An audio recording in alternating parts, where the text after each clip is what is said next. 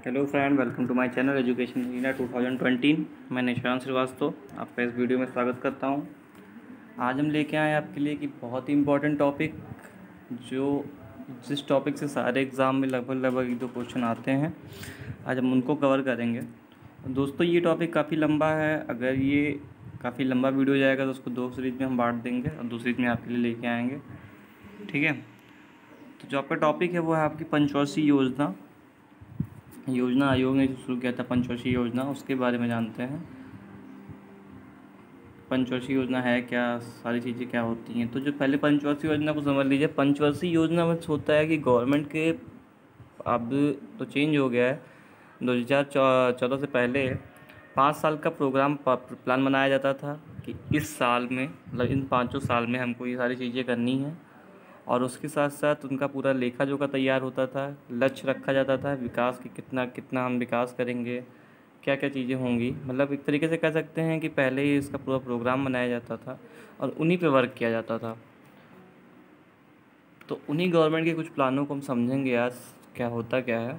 और ये वीडियो बताना चाहता हूँ कि ये वीडियो सारे एग्ज़ाम के लिए बहुत ही इम्पोर्टेंट है। इससे 1-2-3 क्वेश्चन हमको हमेशा देखने को मिलते हैं, चाहे वो एसएससी हो, चाहे रेलवे हो, चाहे बैंक हो, या यूपी ट्रिपल हो, या ये सीटेट और टेट का जो पेपर होने वाला है, ये इसमें भी इम्पोर्टेंट है। और खासकर यूपीएससी के लिए तो बहुत ही इंपॉर्टेंट है। उसमें तो समझ लीजिए कि सारा क्वेश्चन लगभग इसी सब से आता है रिलेटेड। तो आइए बात करते हैं पंचवर्षीय योजना की। पंचवर्षीय योजना की जो शुरुआत हुई थी वो 1 अप्रैल 1951 से हुई थी। योजना आयोग की स्थापना हुई, उसके बाद में पहली पंचवर्षीय योजना लेके आई गई 1 अप्रैल 1951 से, जो कि 1 अप्रैल 1951 से 31 मार्च 1956 तक उसकी जो अवधि थी, मतलब 5 साल का होता था, तो 51 से 56 तक उसकी अवधि थी। मॉडल इसका जो प्रस्तुत किया था, जो मॉडल बनाया था इन्होंने, हैराल्ड व डॉमर ने बनाया था इसका मॉडल। रणनीति जो बनाई गई थी, या ये कह सकते हैं कि जो लक्ष्य रखा गया था, वो रणनीति जो थी वो संतुलित विकास था, मतलब समान रूप से विकास करना या संतुलित विकास,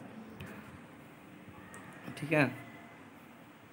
उद्देश्य, जो इसका मेन उद्देश्य था वो था कृषि का विकास, यानी कि जो पंचवर्षीय योजना ये थी, इसमें गवर्नमेंट का ये पूरा जो केंद्रित होते के काम करना था वो था कृषि के ऊपर, यानी कि कृषि का विकास करना था। अब बात करते हैं प्रथम पंचवर्षीय योजना के समय हुए कुछ प्रमुख कार्यों के बारे में, क्या क्या चीज़ें हुई, देखेंगे आगे चल के कि ये योजना सफल रही या असफल रही। तो सबसे पहले बात करते हैं, पहला नंबर है एसबीआई। 1955 में इसकी स्थापना हुई एसबीआई की। तो ये बहुत ही इंपॉर्टेंट टॉपिक है, बहुत ही इंपॉर्टेंट क्वेश्चन कई बार पूछा गया है।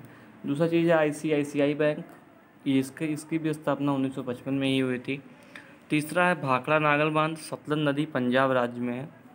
भाखड़ा नागल बांध, इससे 2-3-4 क्वेश्चन हमेशा देखने को मिलता है कि भाखड़ा नागल बांध किस नदी के ऊपर है, तो सतलज नदी पे है। सतलज नदी कहाँ पे है, तो पंजाब राज्य में है, ठीक है। हीराकुंड बांध की बात करते हैं तो महानदी पर है, महानदी जो कि उड़ीसा राज्य में है। ये सारे जो बांध हैं ये प्रथम पंचवर्षीय योजना में बनाए गए थे। प्रथम पंचवर्षीय योजना 1951 से लेकर 56 तक की थी। दामोदर नदी घाटी परियोजना की बात करते हैं तो दामोदर नदी पर है, पश्चिम बंगाल में। हिंदुस्तान एंड मैशनरी टूल्स, यानी कि HMT जो आपका था, इसकी भी स्थापना प्रथम पंचवर्षीय योजना में ही हुई थी। हिंदुस्तान कैबिट्स, इसकी भी स्थापना हुई थी। हिंदुस्तान शिपयार्ड, इसकी भी स्थापना हुई थी।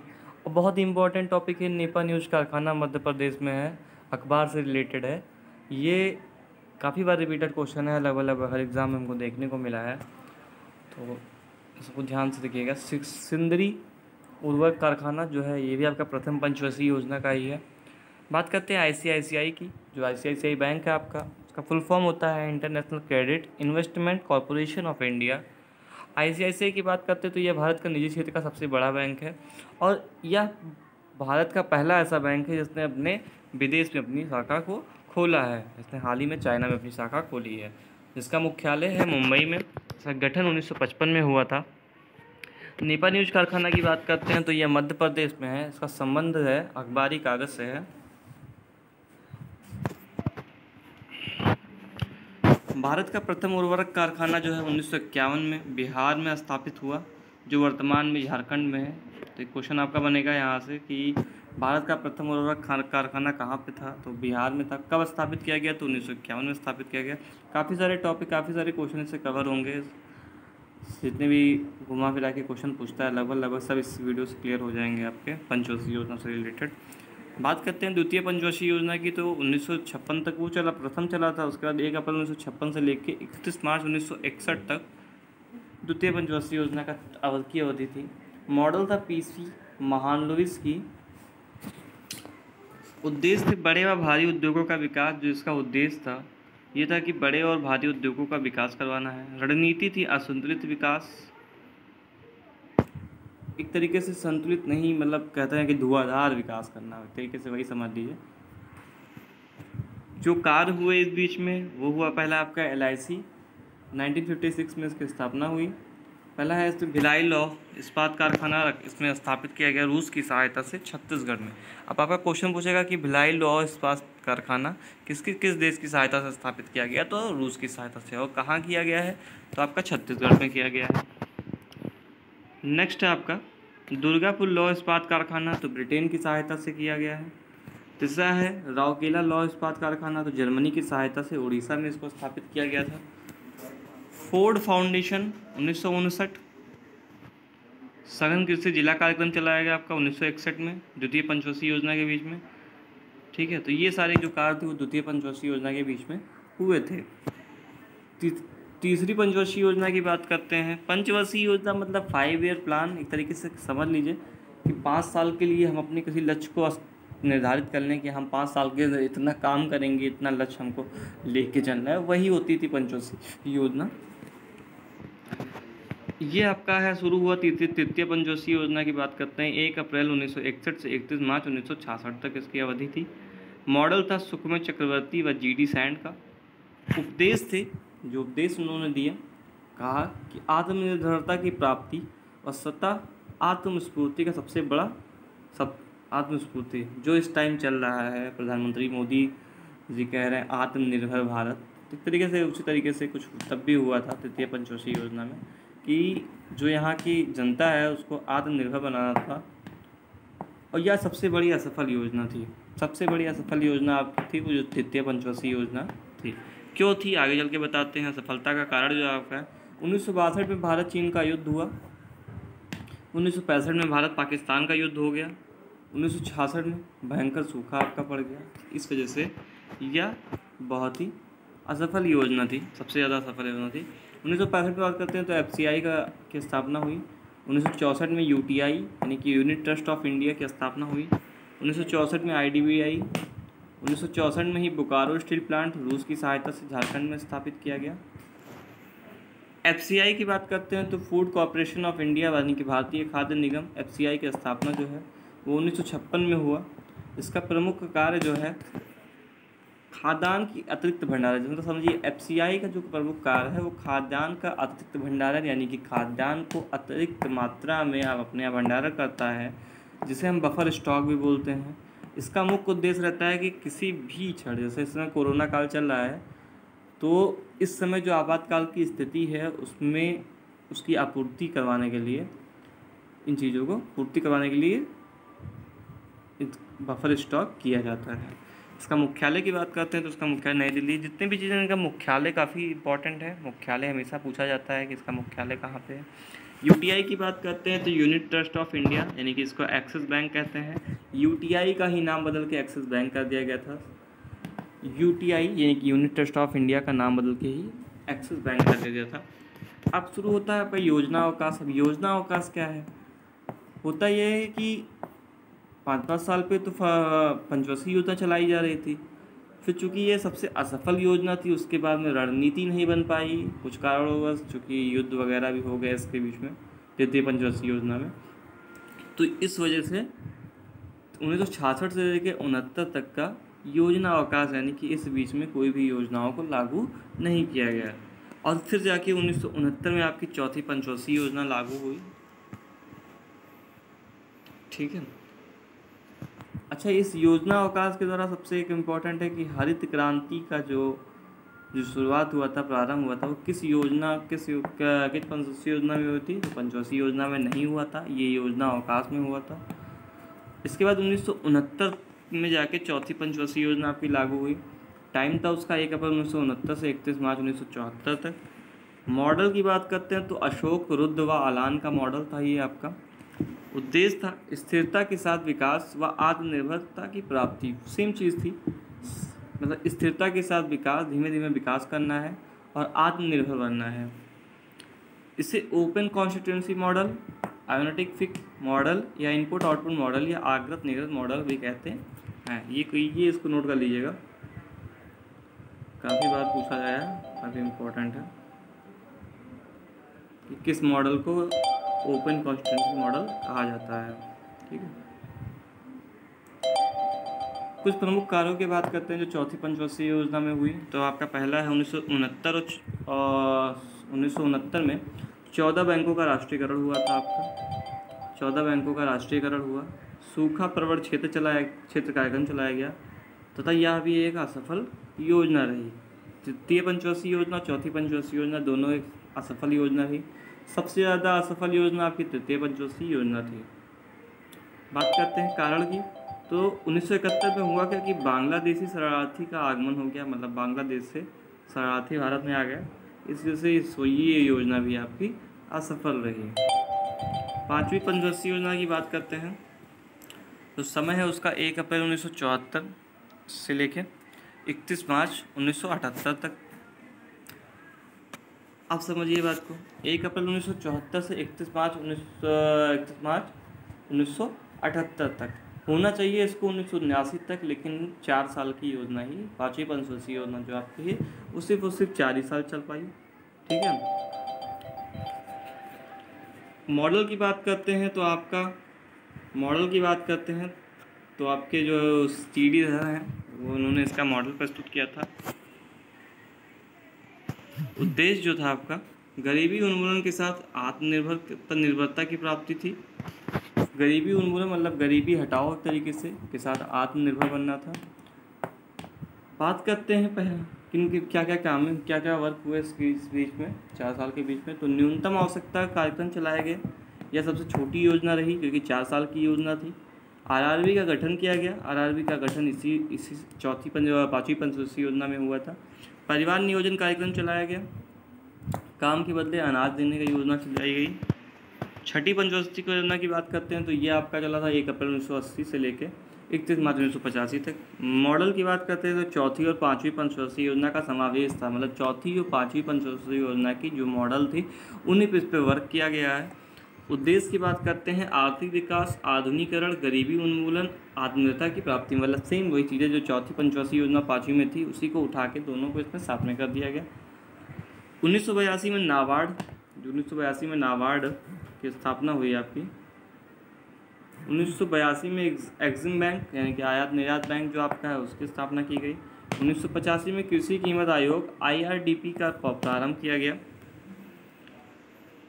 गरीबी को परिभाषित किया गया है। IRDP यानी कि इंटीग्रेटेड रूरल डेवलपमेंट प्रोग्राम चलाया गया था। समन्वित ग्रामीण विकास कार्यक्रम इस बीच में शुरू किया गया था। सातवीं पंचवर्षीय योजना की बात करते हैं तो समय आपका 1 अप्रैल से 1985 से लेकर के 31 मार्च 1990 तक। मॉडल प्रोफेसर PR ब्रह्मानंद जी का था। उद्देश्य था रोजगार निर्माण व ऊर्जा विकास, यानी कि रोजगार को बढ़ावा देना और ऊर्जा में विकास करना, यानी कि ऊर्जा को बढ़ाना इसका उद्देश्य था। 1986 में कैपार्ट यानी कि CAPRT की स्थापना हुई। 1986 में भारतीय डाक विभाग यानी कि स्पीड पोस्ट की शुरू किया गया। 1988 में सेबी यानी कि security exchange board of India यानी कि मुंबई जो है आपका शेयर मार्केट, उसकी शुरुआत हुई। 1985 और 86 में इंदिरा आवास योजना का प्रारंभ किया गया, इंदिरा आवास योजना। 1989 की बात करते हैं तो जवाहर रोजगार योजना शुरू किया गया। फिर योजना अंतराल होता है आपका 2 साल का। वहाँ पे हुआ था हम लोग का 3 साल का 66 से 69 तक, यहाँ पे 90 से 92 तक 2 साल का योजना अवकाश हुआ, यानी कि इन दोनों सालों के बीच में कोई भी योजना नहीं लागू हुई। भारत में इस राजनीतिक स्थिरता का दौर चला था। अच्छा, क्यों नहीं लागू हुई? क्योंकि उस समय जो राजनीतिक हलचल थी वो काफ़ी बढ़ गई थी, क्योंकि चूँकि BP सिंह हमारे प्रधानमंत्री थे, उसके बाद चंद्रशेखर, उसके बाद में नरसिंहा राव जी, यानी कि इसी वजह से मतलब कुछ ही दिन पे इन लोगों की सरकार गिर गई। इस वजह से 8वीं पंचवर्षीय योजना समय से पहले लागू नहीं हो पाई। बात करते हैं इस दौरान दो महत्वपूर्ण कार्य किए गए थे। एलपीजी नीति बनाई गई थी और एसआईडीबीआई की स्थापना 1990 में की गई। अब बात करते हैं अब तक चलाई गई पंचवर्षीय योजनाओं में 7 वर्षों का योजना काल 7 वर्षों का रहा है। 1966 से 69 तक आपका था, फिर 78 और 80 के बीच में था, फिर 90 और 92 के बीच में था। ये 7 सालों का आपका योजना अवकाश रहा। ये काफ़ी इम्पोर्टेंट है, इनको ध्यान दीजिएगा। ये जो आपके 1900 मतलब कितने सालों का योजना अवकाश रहा और कब तक रहा, इसको ध्यान दीजिएगा, इसको समझ लीजिएगा। फिर अगर बात करते हैं नेक्स्ट की 8वीं पंचवर्षीय योजना, 1 अप्रैल 1992 से लेकर 31 मार्च 1997 तक इसकी अवधि थी 8वीं पंचवर्षीय योजना की। मॉडल आपका था सर जॉन डब्ल्यू मूलर का मॉडल था ये। उद्देश्य था मानव संसाधन का विकास करना था। 1995 में जो वर्क किए गए इस बीच में भारत में WTO का सदस्य भारत WTO का सदस्य बना। 1995 में मिड डे मील योजना शुरू की गई।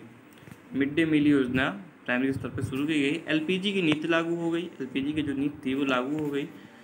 उसके बाद 9वीं पंचवर्षीय योजना की बात करते हैं तो आपका 1 अप्रैल 1997 से 31 मार्च 2002 तक इसकी अवधि थी। मॉडल आपका था आगत निर्गत का मॉडल था, यानी कि एक तरीके से आदान प्रदान करने का। उद्देश्य था सामाजिक न्याय व समानता। राष्ट्रीय कृषि बीमा योजना 1999 शुरू किया गया आपका। ये था आपका जो आपकी 9वीं पंचवर्षीय योजना थी उसी बीच में आपको शुरू किया गया था। किसान क्रेडिट कार्ड यानी कि KCC बीज खाद वगैरह वगैरह के लिए इस पर लोन लिए जाते थे। विजन 2020 सर्व शिक्षा अभियान 2000 में इसकी शुरुआत हुई। निर्मल भारत योजना 2002 में इसकी शुरुआत हुई आपकी। सर्व शिक्षा अभियान का उद्देश्य 6 से 14 वर्ष के आयु के बच्चों को निःशुल्क शिक्षा उपलब्ध करवाना है। इसका प्रचार वाक्य है सब पढ़ें और सब बढ़ें, जैसा कि आप जानते हैं। निर्मल भारत योजना का उद्देश्य शौच से स्वच्छता से, जिस पे इस टाइम वर्क हो रहा है, प्रधानमंत्री मोदी जी कर रहे हैं उस पर वर्क। 10वीं पंचवर्षीय योजना की बात करते हैं तो समय आपका 1 अप्रैल 2002 से 31 मार्च 2007 तक इसका जो समय अवधि थी। मॉडल की बात करते हैं योजना आयोग का विकास पत्र, यानी कि योजना आयोग के जितने भी विकास किए गए उनका विकास पत्र लागू हुआ इस बीच में। उद्देश्य था कृषि का विकास और रोजगार निर्माण, मतलब कृषि के क्षेत्र में विकास करना और रोजगार का निर्माण करना। बात करते हैं हुए काम की तो 2002 में CSO का पुनर्गठन यानी कि सेंट्रल स्टैटिस्टिक्स ऑफिस का पुनर्गठन किया गया। 2004 में भारतीय कृषि विकास की स्थापना हुई। 2005 में NHRM यानी कि नेशनल रूरल हेल्थ मिशन यानी कि 2005 में स्थापना हुई। 2006 की बात करते हैं तो नरेगा यानी कि national rural employment guarantee act 2006 की शुरुआत की गई और बाद में इसका नाम मनरेगा कर दिया गया था। 2003 में हरियाली योजना चलाई गई हम लोग की। हरियाली योजना इसका प्रमुख कार्य ग्रामीण क्षेत्रों में वृक्षारोपण को बढ़ावा देना था। अच्छा, वृक्षारोपण में अभी तक जो टोटल 33% हम लोगों को लक्ष्य निर्धारित है कि 33% वृक्षारोपण होना चाहिए और लगभग 27% हम लोग अचीव कर चुके हैं। 11वीं पंचवर्षीय योजना की बात करते हैं तो 1 अप्रैल 2007 से 31 मार्च 2012 तक इसकी अवधि रही। मॉडल योजना आयोग विकास का पत्र सेम वही चीज़ें थी। उद्देश्य थी तीव्रता समावेगी विकास, मतलब तीव्रता और समावेश तरीके से विकास करना था। 2009 में सभी गांव की सड़कों को शहर की सड़कों से जोड़ दिया गया। जितने भी रूरल क्षेत्र थे उनको अर्बन क्षेत्रों से जोड़ा गया। 2011 में CPI यानी कि कंज्यूमर प्राइम इंडेक्स की स्थापना हुई। 2011 में स्वाभिमान कार्यक्रम चलाया गया। NFSM मतलब नेशनल फूड सिक्योरिटी मिशन की स्थापना हुई। NFSN यानी कि नेशनल फूड सिक्योरिटी एक्ट की स्थापना हुई। अगर हम बात करते हैं किसी भी देश के कुल क्षेत्रफल का लगभग 33% वृक्षारोपण करना आवश्यक तथा हम वर्तमान में हम 24.5% लक्ष्य प्राप्त कर चुके हैं और यह बढ़ के लगभग 27 कुछ के समथिंग इस टाइम है। स्वाभिमान कार्यक्रम में अधिक से अधिक लोगों को बैंक में खाता खोलने के लिए जागरूक करना पड़ा है, यानी कि जो स्वाभिमान कार्यक्रम चलाया गया उसमें अधिक से अधिक लोगों को बैंकों से जोड़ने के लिए कहा गया है। 12वीं पंचवर्षीय योजना की बात करते हैं और अंतिम पंचवर्षीय योजना जो आपकी है वो 12 है। 1 अप्रैल 2012 से 31 मार्च 2017 तक थी, लेकिन ये 31 दिसंबर 2014 तक ही चली। इसके बाद इन पंचवर्षीय योजनाओं को खत्म कर दिया गया। मॉडल था सेनेरिया सिस्टम, मानचित्र प्रणाली, दृष्टि योजना। उद्देश्य सतत विविधता व समावेशी। लक्ष्य इसमें 8%, कृषि का लक्ष्य जो 4%, उद्योग आपका बात करते हैं तो 9.6%, सेवा की बात करते हैं तो 10%, निवेश की बात करते हैं तो 35%, बचत की बात करते हैं तो 32%, और शिक्षा स्वास्थ्य की बात करते हैं तो 2.5%। अब बात करते हैं कि पंचवर्षीय योजना को ख़त्म, क्योंकि जब 2014 में लोकसभा चुनाव उसके माननीय प्रधानमंत्री जी मोदी जी देश के प्रधानमंत्री बने, तो उसके बाद उन्होंने 31 दिसंबर को पंचवर्षीय योजना को ख़त्म करके एक आयोग की स्थापना की जिसका नाम है नीति आयोग। और नीति आयोग के जो अध्यक्ष होते हैं वो माननीय प्रधानमंत्री नरेंद्र मोदी जी खुद ही हैं। यानी कि 31 दिसंबर 2014 को इसको ख़त्म करके और नीति आयोग की स्थापना कर दी गई। उसके बाद भी जितनी योजनाएं होती हैं वो सब नीति आयोग के अंतर्गत निकलती हैं। बात करते हैं कि स्पेशल नोट की इसमें है तो उसमें प्रथम 5वीं 6वीं 7वीं 8वीं योजना सफल रही और बाकी जितनी भी योजनाएं थी सभी असफल रहीं। एक तरीके से देखा जाए तो इसमें पढ़ने वाला टॉपिक ये है कि आप इसको ध्यान से पढ़िए, एक बार दो बार पढ़िए, समझिए, और जो इसकी टाइम पीरियड है और वो बहुत ही इंपॉर्टेंट है, और जो प्रमुख कार्य किए गए हैं ये बहुत इंपॉर्टेंट है। दो ही चीज़ इससे पूछे जाते हैं, या तो उनका नाम कि ये योजना कब किस पंचवर्षीय योजना में चलाई गई, या ये पूछा जाएगा कि ये पंचवर्षीय योजना का की समय अवधि क्या थी। और ये जितने भी फैक्ट हैं सारे टॉपिक हैं, इस लेवल सारे क्वेश्चन आपके क्लियर हो जाएंगे। जितने भी आने वाले एग्ज़ाम हैं, आप कोई भी एग्ज़ाम हो सब में इंपॉर्टेंट, जिसमें जनरल साइंस पूछे जाते हैं आपके। और दोस्तों अगर ये वीडियो आपको अच्छी लगी हो तो लाइक शेयर सब्सक्राइब करिए, अपने दोस्त, अपने व्हाट्सएप ग्रुप, अपने फेसबुक ग्रुप में इसको शेयर करिए ताकि अधिक से अधिक लोगों तक यह वीडियो पहुँचे और उनकी हेल्प हो। और साथ साथ में अगर ये वीडियो आपको अच्छी लगी हो तो सब्सक्राइब करिए हमारा चैनल और हमसे जुड़े रहने के लिए बेल आइकन दबाइए। Thank you so much for watching this video. Thank you.